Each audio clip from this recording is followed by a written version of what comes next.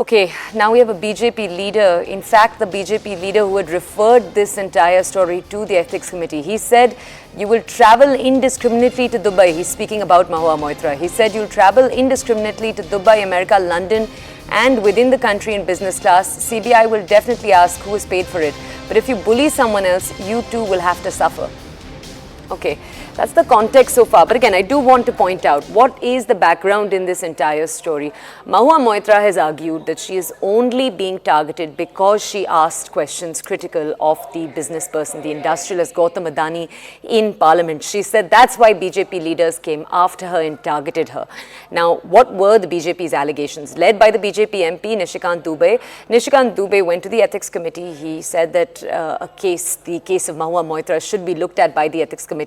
He argued that Mahua Moitra was taking money and gifts in lieu of asking certain questions in the parliament that were critical of Gautam Adani.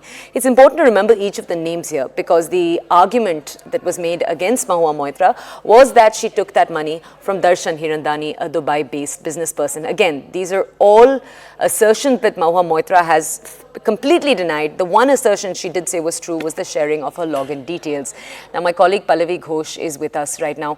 Pallavi, we know, to some degree, we know that this was on the cards. And I say that because when we talked about what came within the Ethics Committee's jurisdiction, when the Ethics Committee was making that decision, one thing that was made very clear was that the Ethics Committee couldn't technically investigate any of the deeper charges. It could only really take any action on the sharing of password part of this entire story.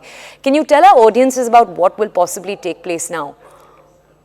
So basically, just to put very quickly the point, on 4th, when the Parliament reconvenes, that's when the Ethics Committee report, which has recommended her expulsion and also further criminal investigation into the allegations against her, that is likely to be taken up and adopted by the Speaker. But after that, what is required is a resolution coming in from the government, and the resolution very simply says that Mahua Moitra must be expelled from the Parliament, which means that she gets suspended if the resolution is passed. And that should not be too much of a problem as far as the government is concerned, because they clearly have the number. So once she's expelled, of course, she cannot enter the Parliament. But simultaneously, we already know that the complaints of Nishikant Dubey as well as Jay Anant have already gone to Lokpal. The Lokpal has sent it forward to CBI. And now what Manoj Gupta has put out, a preliminary investigation or inquiry has been lodged, which means a full FIR will be lodged only when the Ethics Committee report is adopted by the Parliament, which means the government adopts it. And that's when the real criminal investigations go.